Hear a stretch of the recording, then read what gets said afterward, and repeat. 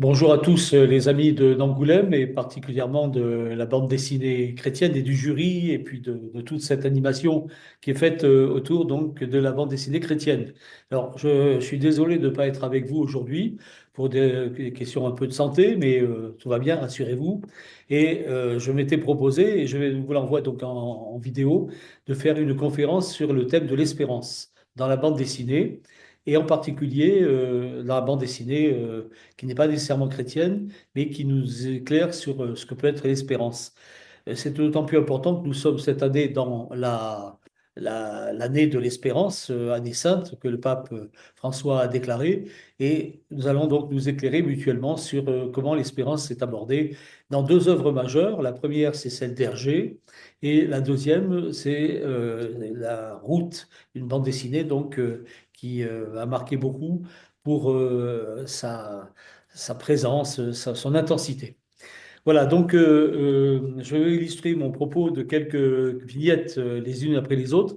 Simplement autour d'Hergé, toute l'évolution de l'œuvre d'Hergé, depuis les soviets jusqu'à Tintin et les Picaros, c'est intéressant parce que on a au début et pendant toute une période l'idée que au fond Tintin peut bouger le monde et l'histoire avec une action politique. Et donc il y a une espérance politique parce qu'on bouge les choses par des révolutions, par des luttes, par des dénonciations, on va le voir avec les soviets.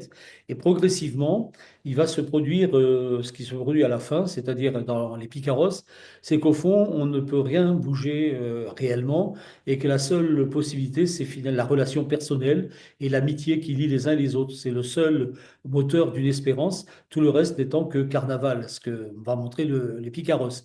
Et d'un certain point de vue, ça ressemble à l'œuvre de Nietzsche, où au fond tout est masque et il n'y aurait pas de vérité autre que simplement eh bien, la relation personnelle des uns avec les autres. Tout le reste est un gigantesque carnaval. Voilà, alors on va rentrer un peu dans l'évolution de cette œuvre de manière assez rapide. Ce que je vous invite après, évidemment, je ne serai pas là, mais c'est pouvoir en discuter et n'hésitez pas donc à contester, à alimenter. Mais voilà, donc la première vignette que je vous propose de regarder, c'est dans Tintin et les soviets. Et dans cette vignette, dans ces trois vignettes, alors j'ai un peu inversé, je suis désolé, il faut partir de la vignette du centre. Et dans cette vignette du centre, il y a une vraie espérance, puisque les soviets qui ont fait une révolution disent qu'il y a trois listes qui sont en présence et l'une d'entre elles est celle du Parti communiste. Et on voit la tête des gens, en particulier d'un monsieur avec son bonnet blanc sur la tête, qui est assez réjoui de pouvoir enfin décider et d'avoir un avenir. Et puis, malheureusement, la vignette qui est plus haute, les revolvers sont sortis et Tintin, qui était spectateur, commence à se poser des questions avec un point d'interrogation.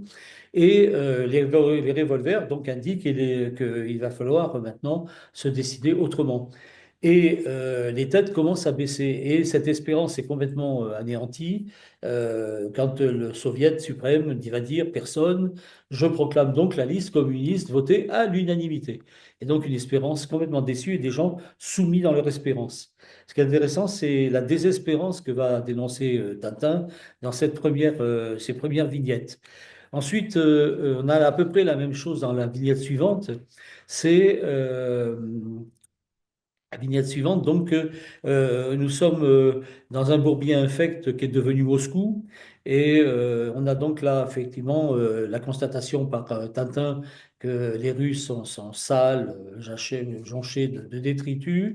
Et puis, une file d'enfants misérables. On voit un enfant mangeant un peu de pain sur la gauche, vignette centrale, et en particulier maigre. Et puis, là aussi, une espérance, une fausse espérance qui consisterait en fait à aller dans le sens qui a été voulu par le Parti communiste, et on ne donnera du pain que à ceux qui en fait disent qu'ils sont communistes. Donc là aussi, on a une espèce d'espérance dévoyée d'une révolution complètement dévoyée. Finalement, il y a une incitation à la fois aux fausses élections, à la médisance. On verra par ailleurs dans d'autres vignettes qui ne sont pas que je vous présente pas euh, l'existence d'un repère où Lénine, Trotsky, Staline ont amassé des trésors volés, la constitution de réserves de blé, de caviar, de vodka en vue d'attester des richesses de la Russie. Et puis il y a les faux attentats à la dynamique contre l'Europe. Et puis il y a cette image célèbre que je ne reproduis pas, mais je pense que les tantinophiles l'ont mis en tête, où des journalistes anglais admirent une usine extraordinaire issue de la Révolution. Et au fond, derrière l'usine, on ne fait que taper sur des poubelles et organiser un peu de feu pour faire croire que les usines tournent et que le cheminée fume. Voilà, donc on est là dans une première constatation de Tintin. On passe maintenant à Tintin au Congo. Alors, Tintin au Congo, c'est une adaptation des récits en langue française, parce que si vous vous souvenez bien, donc là, on a l'espérance de la colonisation extraordinaire. Alors, c'est adapté selon les traductions à la France, à la Belgique ou à la Suisse. Souvenez-vous d'une certaine vignette où nous avons Tintin qui enseigne aux petits Africains les ancêtres, et donc quand c'est la version française, c'est nos ancêtres les Gaulois, notre pays, la France. L'autre version, c'est notre pays, la Belgique, et l'autre version, c'est notre pays, la Suisse. Et le colonialisme de l'époque, donc une espérance des colonisés, qui est marquée ici, Congo-Belge, qui acclame Tintin à son arrivée, donc on voit vivre Tintin et Milou, et en même temps le danger qui guette immédiatement du rira bien, qui rira le dernier, c'est-à-dire au cœur de la colonisation, finalement, cette espérance naïve qui est mise, des gens qui vont en profiter. Et en particulier, donc politiquement, Tintin va se retrouver confronté dans cette œuvre-là à des tribus dressées contre lui, des bandits américains qui veulent mettre la main sur l'exploitation du diamant du Congo. Problème qu'on va retrouver d'ailleurs tout à l'heure en Tintin en Amérique. Et puis finalement, une simple constatation, c'est que Tintin se met à lutter contre l'exploitation politique et économique au service justement d'intérêts économiques. Dans Tintin en Amérique, qui nous amène directement à l'Amérique, là, à nouveau, on a une espérance qui est déçue. À la fois, il y a une espérance d'un peuple indien qui vivent une vie ancestrale. Et puis, Tintin va dénoncer la gangrène de l'État par la mafia ou par le business, par l'économie. En particulier, donc, dans cette œuvre, Al Capone ne supporte pas la présence de Tintin. Il s'est déjà frotté à lui en Afrique. Et puis, Emilou va être enlevé. Et dénonciation de l'exploitation des Indiens. Et là, Tintin est en train de montrer une sorte d'espérance qui conteste en fait le présent. On voit dans cette vignette comment le capitaliste américain va acheter pour 25 dollars, nommant d'ailleurs l'Indien comme un vieil hibou, va donc acheter pour 25 dollars, puis la chasser par l'armée et avec les petits-enfants à la main. Rapidement, les constructions arrivent. L'entreprise qui s'appelle Petroleum et Cactus Bank Compagnie s'installe. Et puis, le lendemain matin, eh bien, on est en pleine ville et on est dans l'ère de l'industrialisation. Donc, à la fois une espérance qui est complètement mise à mal et contre laquelle Tintin va lutter. Et Tintin est animé, lui, d'une autre espérance que celle-là. On va avoir dans une autre œuvre qui suit, celle des cigares du pharaon, à ce moment-là, à nouveau, une espérance qui consiste à dévoiler la vérité qui est cachée dans des masques. Alors, de multiples masques qui mettent à mal une forme d'espérance. En particulier, là, on a quelque chose d'assez onirique dans ces trois vignettes, c'est-à-dire les effets de l'opium. Et donc, Tintin est pris à la fois dans la découverte de cette caverne, de cette crypte de Pharaon, et en même temps, l'opium va le faire délirer à la fois le représente mort, en même temps les Dupont, en même temps des masques un peu partout. Ce qui est significatif, c'est que progressivement, dans cette espérance d'une action, les masques, c'est-à-dire la contradiction, le fait qu'on ne peut pas décider, on ne sait pas qui est qui, fait que cette espérance va être difficile de plus en plus à mener et à espérer tout simplement, tellement tout est brouillé, tout est flou, rien n'est clair. Euh, L'action qui est donc aussi masquée par les acteurs du film, vous savez, donc haine d'arabe donc dans les cigares du pharaon, les cargaisons d'armes qui sont masquées sous les biscuits, des noms de parapluies, des bonbons fins, des phonographes portatifs, mépris sur l'apparence vestimentaire, Tintin qui se masque sous le nom de Babar, les policiers qui sont masqués en femmes, et le savant fou finalement qui lui-même se déguise en fantôme, et le déguisement de Tintin en vieille dame, des masques complets des membres de la société kiosque, vous savez, cette société secrète, où ils sont donc tous avec un masque sur la tête. Donc, petit à petit, le moteur qui serait une espérance de pouvoir dénoncer un trafic, dénoncer tout à l'heure les bandits en Amérique, maintenant le trafic d'opium, fait que cette espérance est mise à mal par les multiples masques qui masquent justement, qui obscurcissent une espérance possible pour pouvoir bouger, où les choses sont de plus en plus floues. Donc, on voit que tout ce développement va se trouver à nouveau dans cette espérance et cette non-espérance vont se côtoyer, se mélanger dans toute l'œuvre d'Hergé. Je reprends simplement et rapidement, avant d'en arriver au Picaros, je reprends rapidement les différentes BD d'Hergé. Après les cigares du pharaon, on va trouver le lotus bleu. Là, le lotus bleu, effectivement, il y a une action politique, on est en pleine politique d'ailleurs, entre le conflit entre le Japon et la Chine, avec l'installation de la zone internationale. Tout ça fait que Tintin va osciller entre action politique et puis c'est un début de relation d'amitié puisqu'il va sauver Chang et il va rencontrer Chang pour la première fois qu'on retrouvera dans Tintin au Tibet. Mais il prend fait et cause en fait pour le peuple chinois, dénonçant politiquement, par exemple, le montage journalistique du simple attentat d'une voie ferrée, qui a été d'ailleurs fomenté à la prétexte d'occuper effectivement la Chine par le Japon.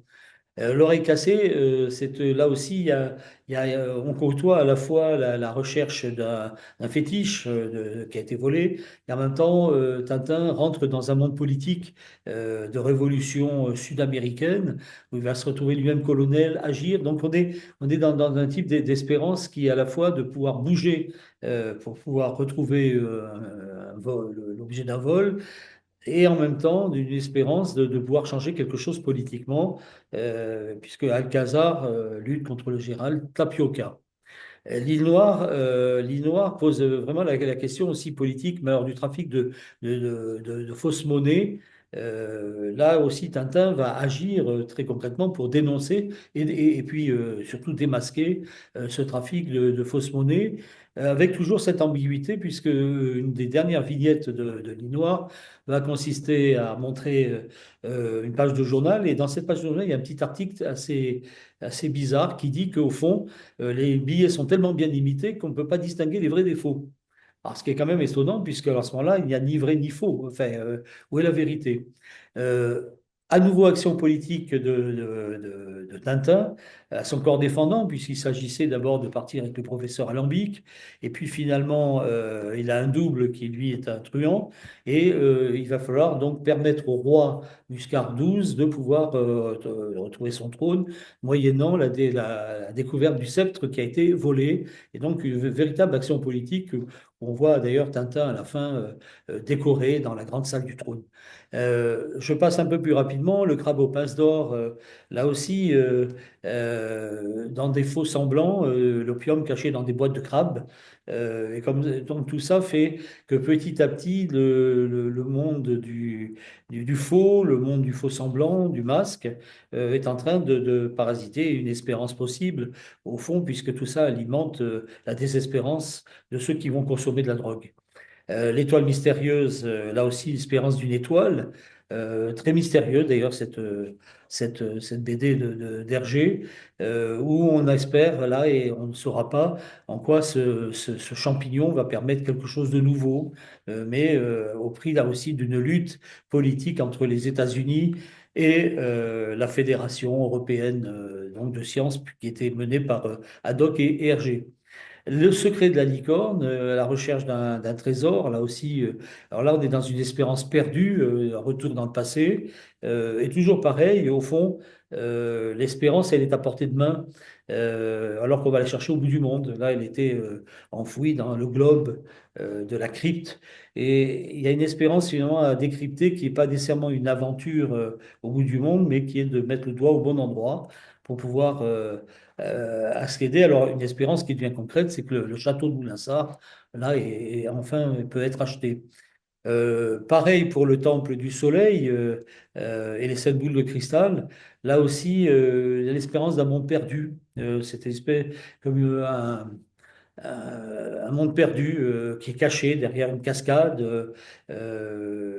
avec une véritable espérance de quelque chose de plus vrai. Sauf que il y a quelque chose là aussi qui est très particulier, c'est que au fond, le fait que l'espérance de vie, là pour le coup, de Tintin et de Gaddock, vont être basées sur un véritable mensonge, puisqu'ils vont mentir au grand Inca en lui faisant croire qu'effectivement il croit dans son éclipse solaire, alors qu'ils viennent de lire un article de journal qui explique que scientifiquement, tel jour à telle heure, il y aura une éclipse. Et donc le trésor qu'ils accumulent et les confidences que fait le grand Inca sont basées sur un véritable mensonge et peut se poser la question là, de la relation dans ce monde perdu, jusqu'à quel prix une espérance peut rester possible. Faut-il qu'il y ait un gros mensonge pour pouvoir la fonder? Je vous donne quelques idées hein, là-dessus. L'or noir, donc on a dans les questions du pétrole. La Lune, alors là c'est une œuvre qui est profondément noire. Espérance à la fois de décrocher la Lune et en même temps donc avec la science. Donc c'est toute l'aspect scientifique qui ouvre une grande espérance. Et finalement le prix humain à payer pour cette espérance, c'est d'abord à nouveau un trait de tromperie et la mort, puisque Wolf trouvera comme solution de se suicider en se jetant dans le vide spatial, intersidéral, pour pouvoir sauver ceux qu'il avait trahis. Là, on a une espérance vécue par un don de soi, d'une certaine manière, vécu par Wolf, mais qui est à un prix et qui est basé aussi sur sa trahison. Donc, c'est une espérance complexe qu'ouvre Wolf pour ses amis, restés donc dans cette fusée, d'autant plus que le traître lui-même a été assassiné, enfin a pris un coup de revolver dans la bagarre. Voilà, donc là on est dans quelque chose qui petit à petit se ferme en termes d'espérance.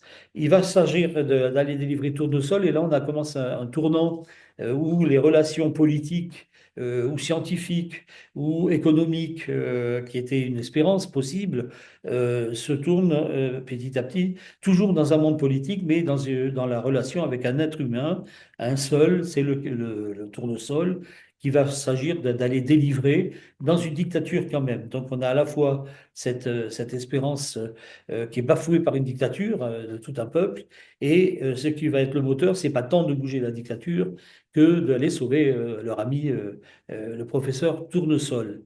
On a cette question qui se pose dans Coq en stock avec à nouveau la question là, de l'esclavage, puisqu'on a des Africains qui partent à la Mecque, qui sont exploités par à la fois des Européens et des Arabes. Et on va voir le grand tournant, alors surtout dans Tintin au Tibet, où l'espérance et le moteur, comme moteur de l'action, va être simplement l'amitié, la fidélité et la foi, puisque dans un rêve, Tintin va rêver que dans l'accident d'avion, Chang est vivant, alors que le capitaine Haddock, qui est rationaliste, va dire de toute façon ils sont tous morts et on ne peut pas les retrouver. Et là, donc le moteur de l'action sera on y va. Et on va aller contre toute espérance, sauver donc celui dont il est probable qu'il soit mort. Mais cette espérance, elle est basée du coup sur la foi.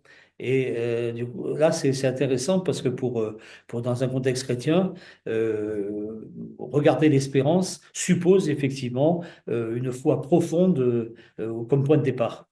Les bijoux de la Castafiore, ça va être un huis clos de relations, pas d'action finalement, dans un château, on reste chez soi. Vol 714 pour Sydney, alors là c'est une sorte de parenthèse puisque les héros vont oublier ce qui s'est passé, donc comme si ça n'avait pas existé. Et on en arrive enfin au Picaros, donc je vous propose la première vignette, Tintin et les Picaros. Et Tintin et les Picaros, alors je terminerai par là, c'est intéressant parce que petit à petit, un processus de dérision s'est installé euh, et s'attaque à l'intégrité des personnages principaux. Déjà, alors dans Vol 714 pour Sydney, euh, je vous propose donc de regarder cette vignette. Dans Vol 714, oui, allez-y, voilà. Vol 714 pour Sydney, on a effectivement une dérision qui s'est installée dans les personnages. Vous voyez, le capitaine Alan, enfin oui, le lieutenant Alan, qui était le méchant par excellence, et alors le mal absolu représenté par Rastapopoulos, sont complètement tournés en dérision dans Vol 714 pour citer. Donc, on a un renversement des valeurs. Et au fond, là, finalement, tous ces gens-là sont ridicules. Et du coup, ferment complètement la consistance même du bien et du mal, où il semblerait que tout soit réversible. Et on peut se poser la question, du coup, mais quelle espérance peut-on avoir dans un monde aussi irréversible? Voilà, les bons sont les mauvais sont les bons. On revient donc au Picaros, et au Picaros, voilà ce qui se passe, c'est que les personnages qui étaient des personnages positifs, comme Tintin, vont faire les frais de la déconstruction systématique. Lui qui était porteur toujours d'une espérance, qu'elle soit politique, qu'elle soit sociale, qu'elle soit économique, de dénonciation, eh bien, on entend le capitaine Haddock dire à Tintin, je vous laisse lire cette vignette, qu'est-ce que vous me chantez là? Je dis que je ne pars pas, capitaine. Libre à vous de tomber dans le piège qu'on essaie de là. Pour moi, c'est niette. Alors, réflexion de Haddock, vous, votre méfiance, véritable maladie, à vous croire, ignorez que le monde est formant, des scélérats, et pourquoi pas ce général Capoca ne serait-il pas un brave homme? Pourquoi? Je vous le demande. Alors, c'est fort possible, mais alors, et Tintin est ferme, je persiste à croire qu'on cherche à nous attaquer. Dans quel but, je l'ignore, et ça sent là. Eh bien, restez ici, dira le capitaine Haddock. Et donc, pour la première fois, on a un Tintin qui n'est pas le moteur de quelque action, il reste chez lui, et c'est Haddock, au contraire, qui, parce que la Castafiore est prisonnière, veut aller la libérer. Donc, la question n'est pas pour savoir si il y a un traquenard et pas, il y a quelqu'un à sauver, et c'est ce que propose Haddock. Donc on peut passer effectivement après, encore après, voilà, et on voit effectivement que Tintin refuse de partir.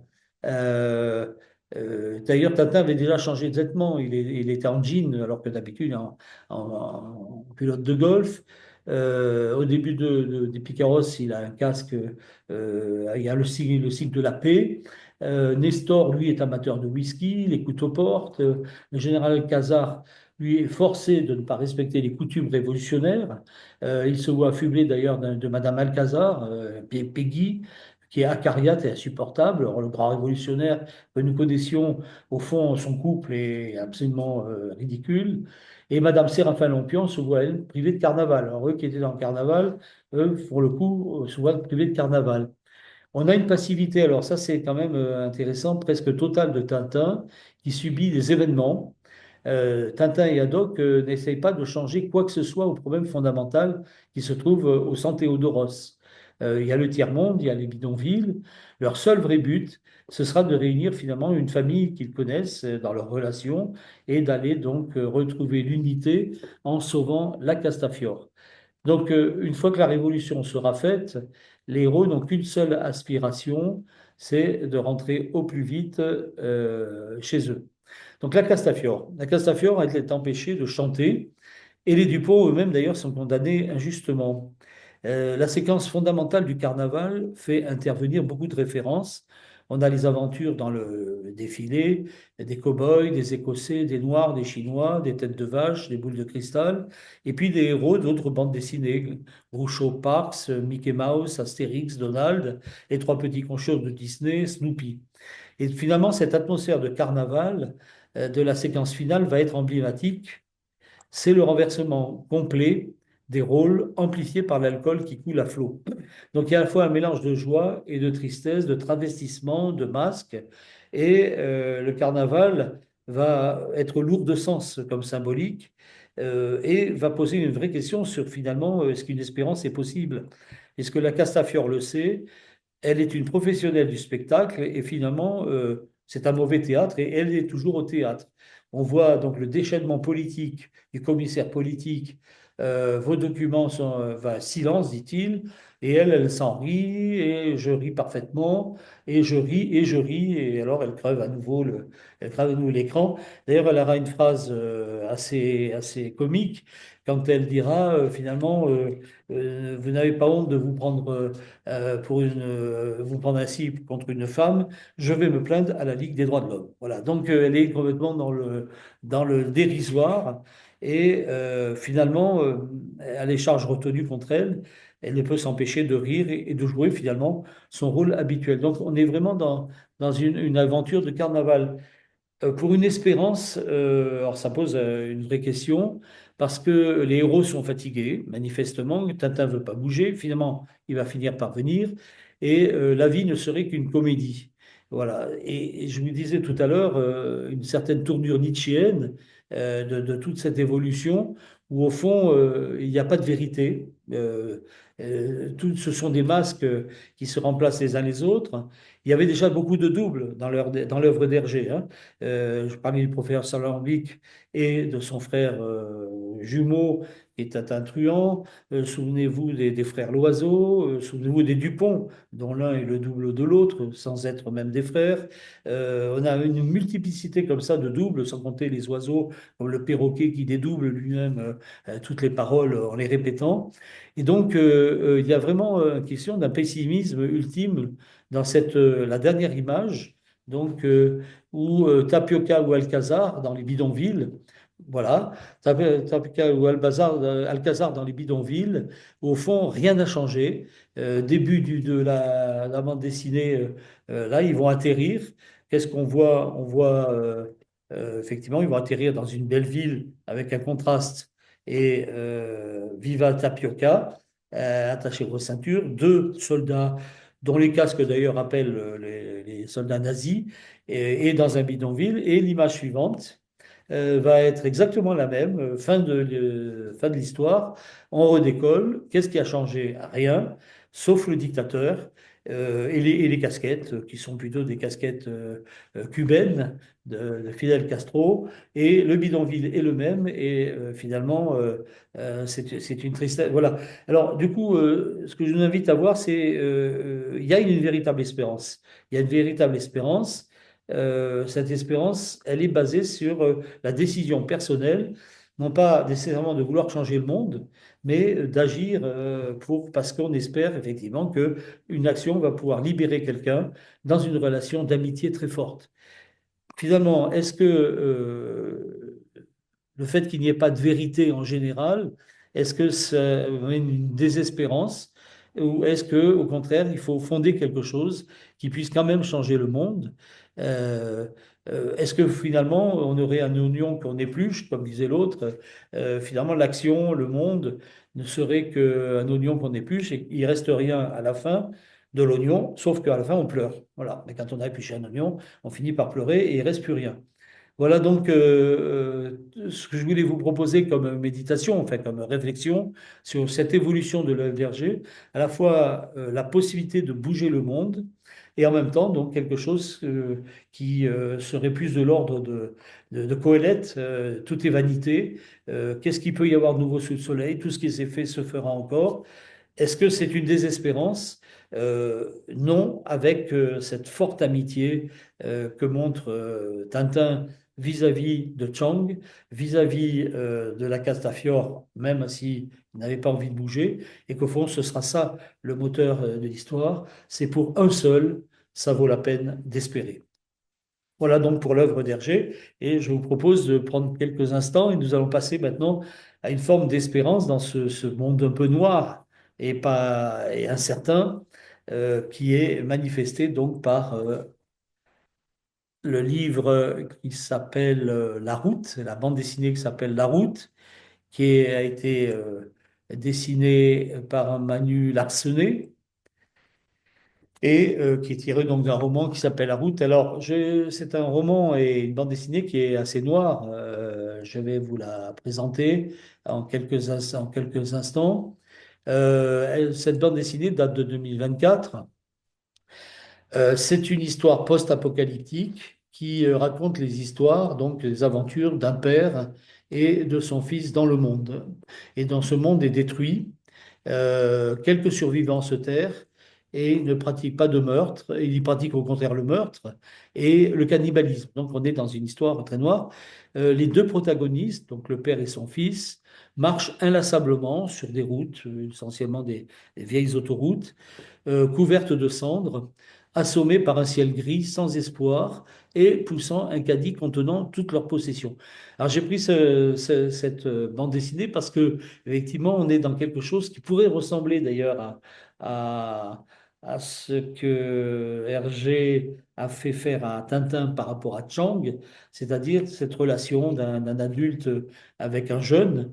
Et au fond, il s'agit de peut-être dans le chaos général d'une espérance possible. Alors, je vous propose de voir effectivement quelle serait cette espérance possible, d'autant plus que le monde dans lequel nous sommes actuellement est assez noir et manifeste effectivement une grande difficulté pour voir peut-être une espérance et on serait poussé à désespérer de tout, du politique, du religieux, de l'économique, du social, etc. Donc, toujours de manière un peu générale, donc les planches sont silencieuses, vous verrez dans cette œuvre. Le trait est très sombre, beaucoup de silence, de détresse et une quête impossible du paradis perdu. Une quête impossible d'un paradis perdu à jamais. Transmission de valeurs, par contre, fortes, comme la relation père-fils, autour de la survie et d'une fragile condition humaine. Et c'est ça qui m'a paru intéressant, c'est qu'au cœur du chaos, il y a la vie qui va à contre-courant de ce chaos généralisé et qui montre une véritable espérance. Les deux héros vont ignorer leur avenir, et tandis que le lecteur n'a quasiment aucune information sur leur passé, la vie va être réduite à un présent immédiat, mais à des paroles échangées. Et finalement, on peut se demander à quoi peut ressembler la vie dans un monde anéanti où la barbarie règne. Elle réside, et je vais vous montrer quelques planches, elle réside justement dans une espérance ou dans la simple relation de la parole échangée entre un adulte et un enfant. Une espérance, c'est possible et ouvre un avenir à l'un et à l'autre. Alors, justement, dans cette première, je retrouve mes papiers, dans cette première planche que je vous propose, la première planche, alors, c'est pas celle-là, et voilà, je la cherche juste après celle-là. Voilà, juste après celle-là, c'est la question qui est posée en permanence de manière récurrente. Vous le voyez dans cette case. Euh, Est-ce que je peux te demander quelque chose? Dit l'enfant. Le papa répond oui, bien sûr. Eh bien, est-ce qu'on va mourir? Voilà, c'est la grande question lancinante. Est-ce qu'on a une espérance? Est-ce qu'on va mourir? On est dans un chaos, hein. Il n'y a plus de feuilles aux arbres, il y a plus de nourriture, on n'en trouve plus. Tout leur seul bien est dans leur caddie. Le papa répond oui, bien sûr, un jour. Vous voyez, donc on est dans une ouverture intéressante, alors on pourrait dire immédiatement oui, on va mourir, mais pas maintenant, dit-il. Et on va toujours vers le sud. Et donc, l'espérance ici est fondée sur un projet, sur un horizon, aller vers le sud euh, et pour avoir chaud. Et le papa dit voilà. Donc, rien n'est sûr, mais c'est une espérance, une utopie qui est intéressante parce que il pourrait désespérer et puis dire voilà, on n'a plus qu'à mourir. Et la question de l'enfant à son papa, qu'est-ce que tu ferais si je mourais? Et le papa répond, si tu mourais, je voudrais mourir aussi. Donc, à la fois, ne t'inquiète pas, tu seras jamais seul, même si tu dois mourir. Et je trouve que c'est une expérience intéressante dans cet échange de paroles qui va réconforter l'enfant. Pour être avec moi, dit l'enfant. Alors le papa répond, allez, souffle la lampe et dors. Je trouve que c'est une belle parole. On va passer à la suivante. Et à nouveau, donc, euh, voilà, donc en bas de cette planche, on a dans la neige, euh, papa, est-ce que ça va? Parce que papa se met à tousser pas mal. Et le papa ne se présente pas sur lui. Donc c'est intéressant, comme dit d'Espérance, c'est pas son ego qui va parler d'abord, c'est bon, ça va mieux, on repart. C'est toujours on repart, quoi. Cette espérance de très très forte de on repart. On passe à la suivante et ça, on va. Euh, alors, je ne sais pas. Attendez, je la retrouve pas. La suivante, voilà. Euh, En tout cas, ce qui va se passer. Attendez, je regarde juste la diapo d'avant. Euh, voilà. C'était la diapo d'avant, page 38. Bon, attendez. Voilà. En tout cas, on est à la page 39 maintenant. On va aller à la page 39. 39, voilà. Donc, il voit de l'eau, et donc il veut aller se baigner, le petit va aller se baigner, et toujours cette espérance, cette foi, cette certitude. Est-ce que tu crois que j'ai pied? Comme le papa dit, mais oui, mais bien sûr, tu as pied. Allez, grouille. Vous voyez, donc, à nouveau, cette parole réconfortante, on peut passer à la page 40, non, non, on revient en arrière. Là, attendez, je me trompe un peu. À la page, euh, voilà, page 58. Pardon, excusez-moi, hein, je manie mal, voilà. À la page 50. Page 50, c'est très bien. À nouveau, est-ce qu'on va vers le sud? Oui. Est-ce que ce sera bien? Est-ce qu'il y aura des enfants dans le sud? Des enfants, je ne sais pas. Mais sûrement, vous voyez, donc toujours cette parole d'espérance. Et pourquoi pas? Donc toujours laisser ouvert une possibilité alors qu'on n'en sait rien. Et on va passer donc ensuite à la page 59. Parfait. À la page 59, là aussi, donc, la question de la maman. Euh, euh, il s'est passé effectivement, je voudrais être avec maman. Donc, à la fois ce manque, cette souffrance qui est exprimée. Euh, alors, le papa dit, tu voudrais dire que tu voudrais être mort. L'enfant répond oui. Et tu ne dois pas dire cela. Je le dis quand même, dit l'enfant, je ne peux pas m'en empêcher. Il se trouve que la maman, en fait, les a abandonnés, voilà, est partie. Mais effectivement, donc ce manque et ce dialogue qui est toujours fort. À la page 64, voilà, à la page 64, euh, est-ce qu'on est encore les gentils? Vous voyez, ce doute qui est profond, ce profond dialogue avec ce père, est-ce qu'on est encore les gentils? Dans la case du haut, et la réponse, oui, et on le sera toujours.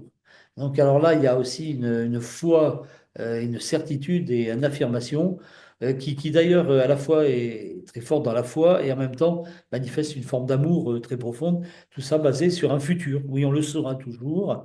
Et ça nous amène donc à la page 74. 74, merci.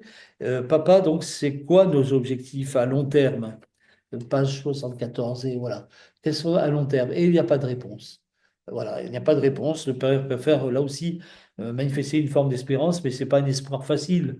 C'est quelque part, il y a des choses, on ne peut pas répondre.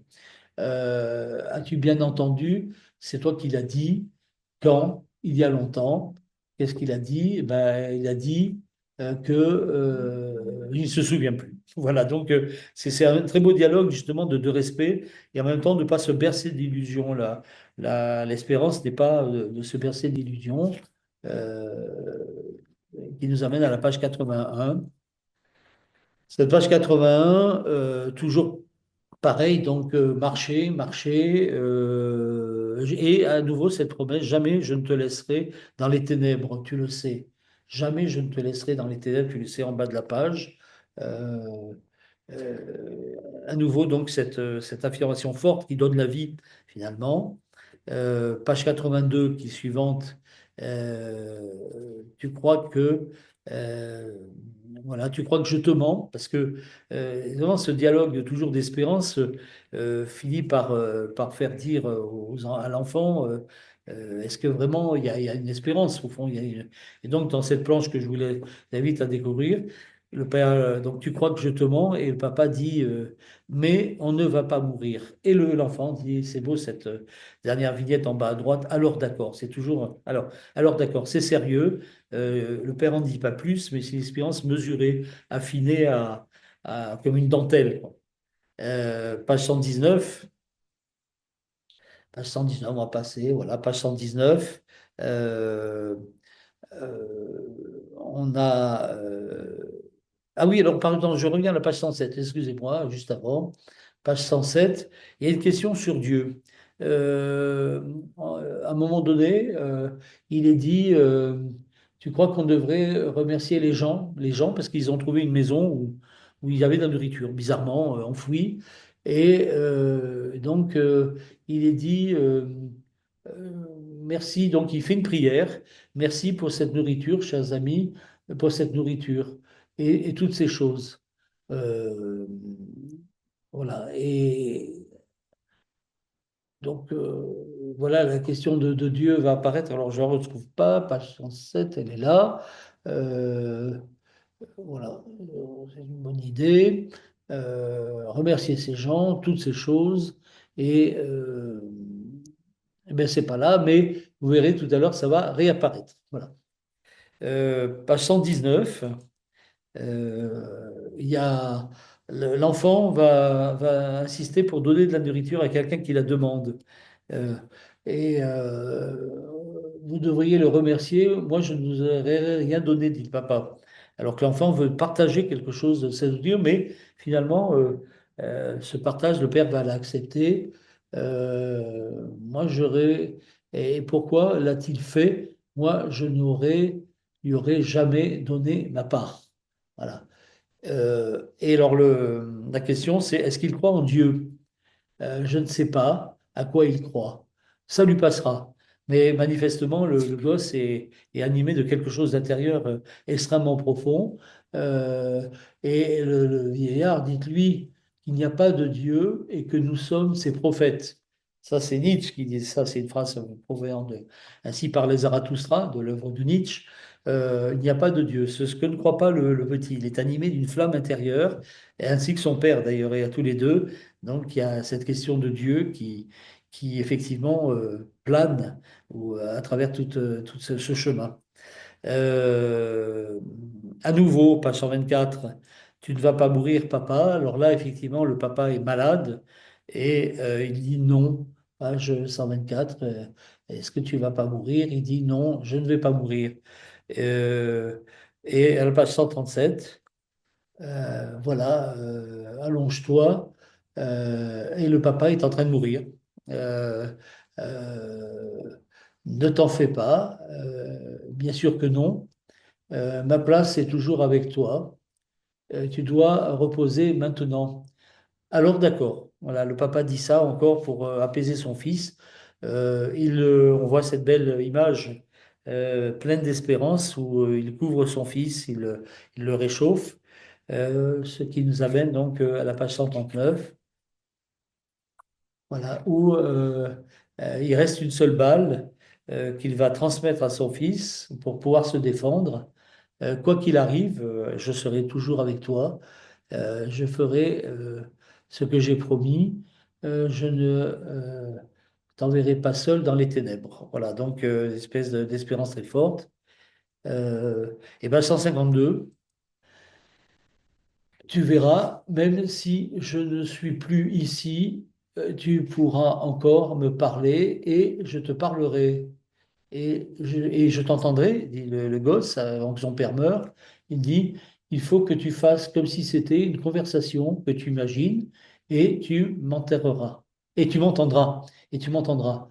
Il faudra juste un peu t'exercer. Alors d'accord. Alors nouveau même, dans la mort annoncée de ce papa, voilà, je serai dans tes rêves, tu pourras me parler, tu imagineras simplement, et comme tu me connais, eh bien, tu sauras les réponses que je te donne. Simplement, il part et le papa meurt sur ses entrefaites. À la page 157, euh, un homme se présente, une providence, et vous mangez les gens, parce qu'il y a beaucoup de cannibales, hein, donc les gens n'ont plus à manger, donc s'entretuent. Cet homme, quoi? Vous mangez les gens? Non, on ne fait pas ça. Et je peux venir avec vous. Je pense que c'est ce que tu devrais faire. Alors d'accord. Et à nouveau, eh bien, une espérance nouvelle est née et une solidarité humaine c'est fait. Vraiment, je vous conseille de lire ça. Elle est bouleversante. En même temps, dans un chaos général, et en même temps, dans cette gravité de cette relation, qui fait que même si Tintin nous a montré, au fond, le monde est un grand carnaval et que tout est masque, on peut battre les masques.